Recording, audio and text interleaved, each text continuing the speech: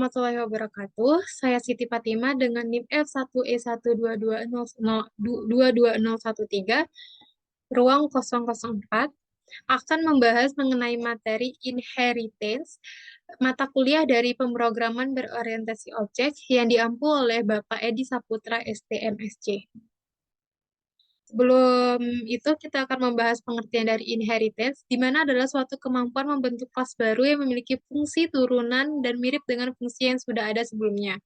Di mana, dan kata lain, inheritance itu menurunkan atau mewariskan metode yang dimilikinya kepada kelas lain.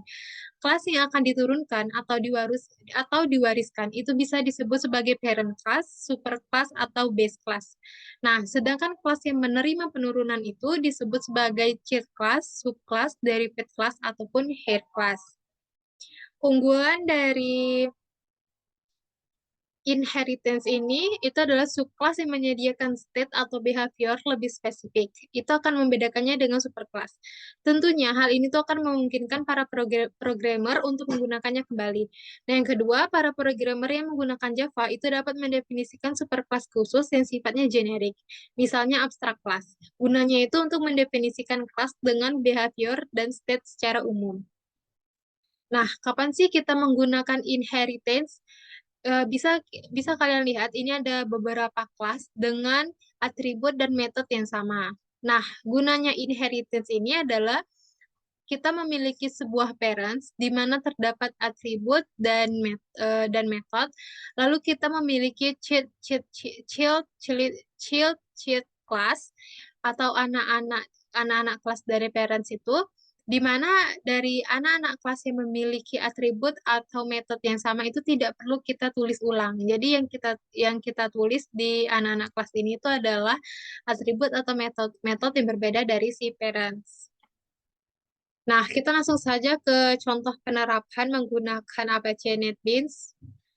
Nah, yang pertama itu kita memiliki sebuah kelas yang namanya kelas pegawai, di mana kelas pegawai ini memiliki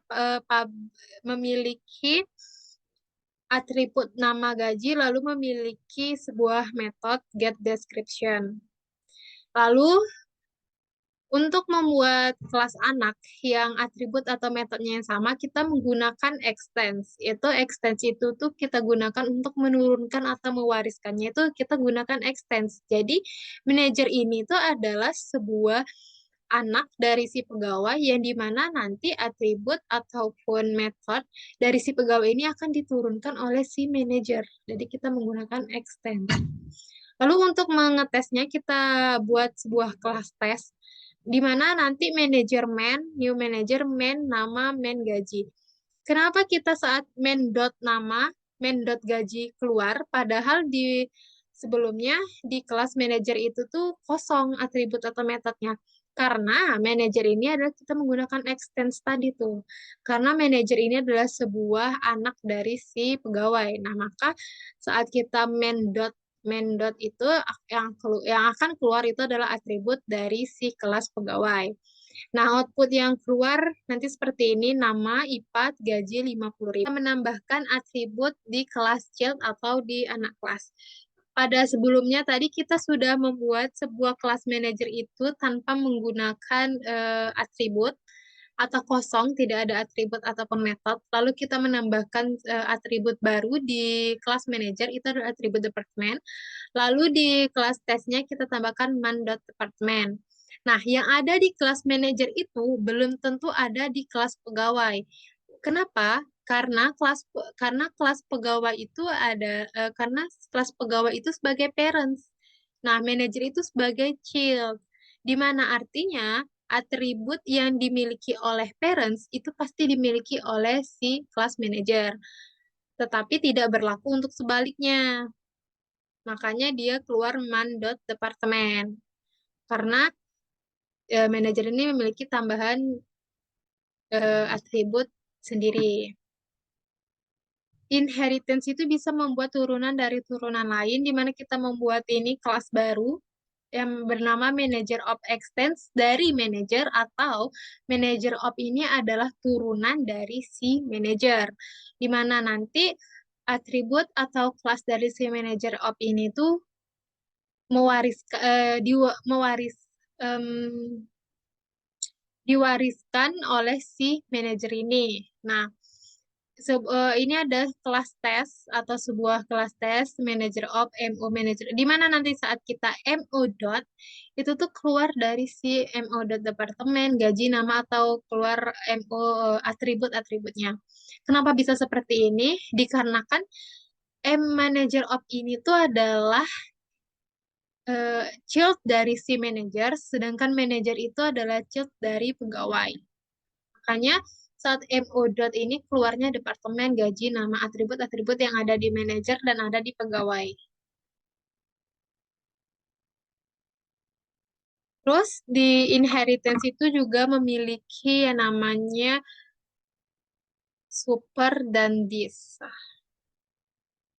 Misalnya, ini kita bahas dulu ya, dis. Misalnya di kelas manajer itu kita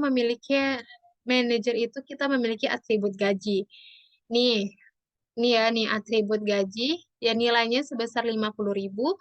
Nah, di kelas pegawai itu memiliki gaji 20.000, di mana yang artinya kita memiliki dua atribut gaji nih. Nah, pada kelas manager, kita sistem outprint line itu menggunakan this.gaji, di mana this ini itu akan mengakses atribut ataupun metode yang ada di kelas itu sendiri. Nah, ini kan this.gaji, di mana nanti dia akan mengeluarkan gajinya itu sebesar 50.000 atau gaji 50.000. Nih, seperti ini nih outputnya. Output yang keluar adalah 50.000 ya karena kita menggunakan this. Jadi this itu eh, jadi this jadi this itu tuh dia mengakses atribut ataupun metode dari si kelas itu sendiri. Jadi this gaji terletak di kelas manager, maka hasil yang keluar itu akan sesuai dengan nilai yang ada di kelas manager, itu adalah 50.000. Terus, untuk penggunaan super, kita buat nih super dot gaji.